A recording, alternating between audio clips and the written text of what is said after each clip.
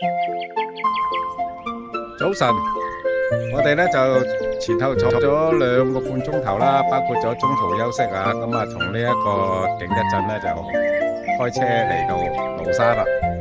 咁啊，而家咧就處理下啲門飛，咁啊稍後咧我哋就坐呢度嘅景區嘅大巴咧就上山。咁啊，大概係50分鐘。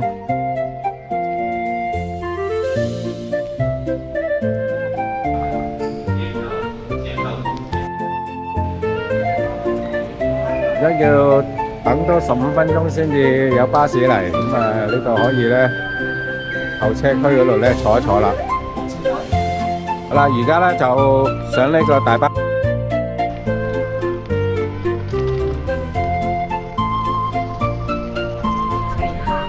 好啦，而家咧就觀光巴士開車啦。啊，我這邊啦，阿璇，導遊小姐。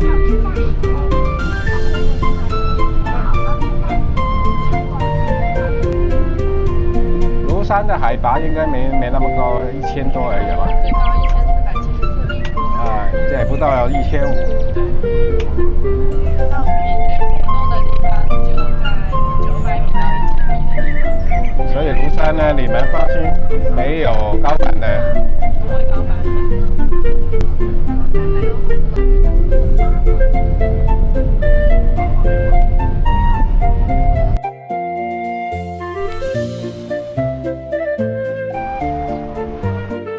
好啦，食飽飯咧就嚟呢個觀景台嗰度咧行下啦。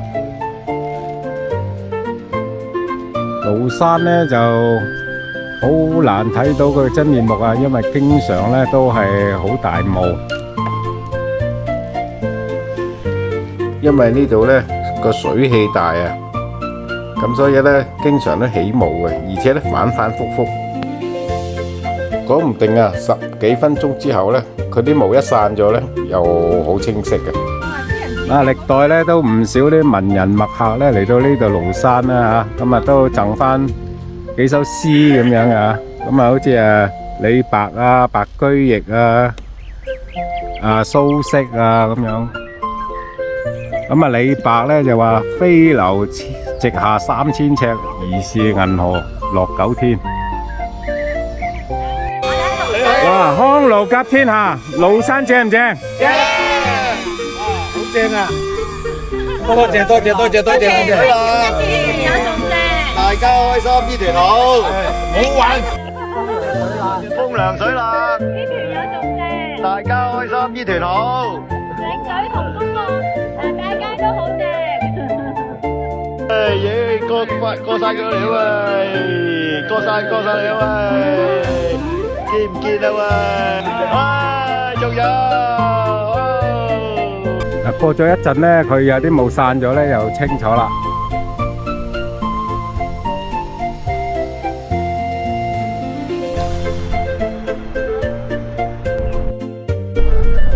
因為呢度景區咧就好大嘅，咁啊所以咧我哋每一個點我哋都要坐景區嘅公交車。車輛起步，請系好安全。呢個咧就係廬山嘅會議舊址。咁亦都係早年咧叫做廬山大禮堂啦。咁喺1937年咧就係完工建成嘅。咁啊，中共咧從呢個1959年啦到70年咧3次嘅會議咧喺度進行嘅。咁呢邊呢個咧就係抗戰紀念館。沿途咧我哋睇到好多啲老別墅啊。咁啊，廬山呢度亦都有一個療養中心啊，咁啊都係啲老幹部啊呢度咧療養嘅地方啦。咁我哋嘅 high tea 咧就喺呢個廬山大廈下邊呢個 coffee shop。廬山大廈咧就係從民國嗰陣時咧，又係30年代嗰陣時咧起嘅。咁啊以前咧就係一啲軍官嘅訓練學習嘅地方。咁喺1946年嘅時候咧，就係改名咧，就叫做廬山大廈。咁啊，上邊咧有一個叫做呢個叫做軍官餐廳啊，即係比較民國風啲啦。咁啊呢度都對外接待嘅，佢係當係一間酒店咁樣嘅。名氣係夠嘅，咁啊但係咧比較舊啊，比較老派啲咯個裝修。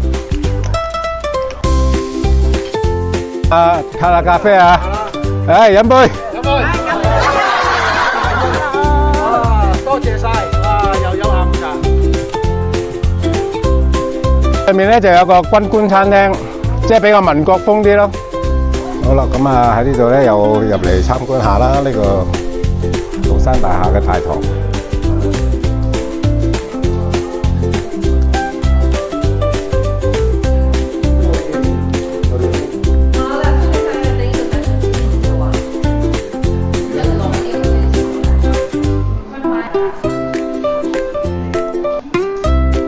中正劍好似好有震懾力咁。